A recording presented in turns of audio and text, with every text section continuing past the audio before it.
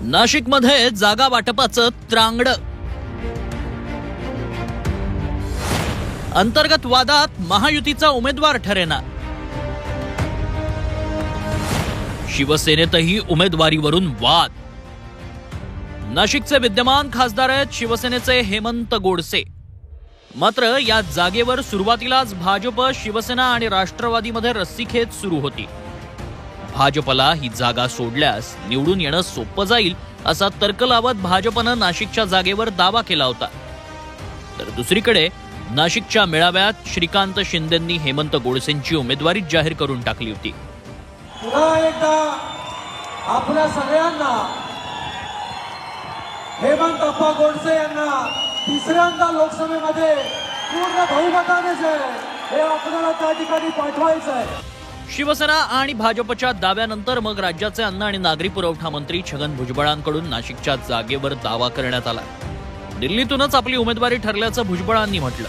हे सांगता हे खरं आहे का तिथे दिल्लीत असं ठरलंय याची शहानिशा करण्यासाठी मी देवेंद्र फडणवीसांना फोन केला आणि त्यांना सांगितलं आपण समीर भाऊला उभं करूया नाशिकला. ते पण नाही, तुम्हालाच उभं राहायला सांगितलेलं आहे केंद्रातून. म्हटलं नक्की हो, पण तुम्हाला उभं करा. मात्र त्यानंतर पत्रकार परिषदेत भुजबळांनी स्वतःच माघारीचीही घोषणा केली की मी या नाशिकच्या उमेदवारीच्या संदर्भात पूर्णपणे माघार घेतलेली आहे. भुजबळांनी माघार घेतली असली तरी राष्ट्रवादीच्या अजित पवार पक्षानं नाशिकवर आपला दावा कायम ठेवलाय.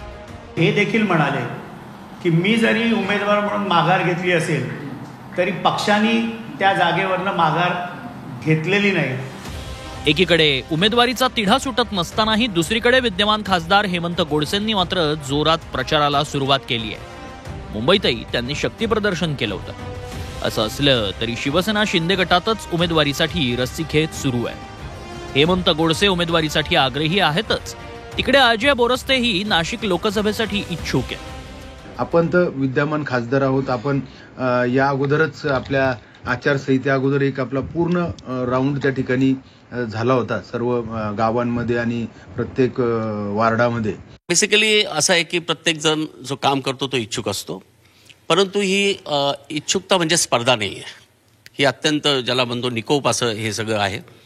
ज्याला कोणाला उमेदवारी मिळेल आम्ही सगळेजण त्याचं मिळून काम करणार आहोत. महाविकास आघाडीनं उमेदवार जाहीर करून 3 आठवडे उलटले तरीही महायुतीच्या उमेदवाराचं त्रांगडं कायम आहे.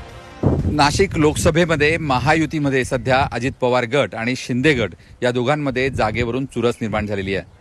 उमेदवारीवरून आता दोघंही पक्षांतर्गतच रस्सीखेच पण सुरू झाली आहे. त्यामुळे ही जागा कुणाला सुटते याकडे सर्वांचंच लक्ष लागलंय. व्हिडिओ जर्नलिस्ट सोनू भिडेसह योगेश खरे, झी मीडिया, नाशिक.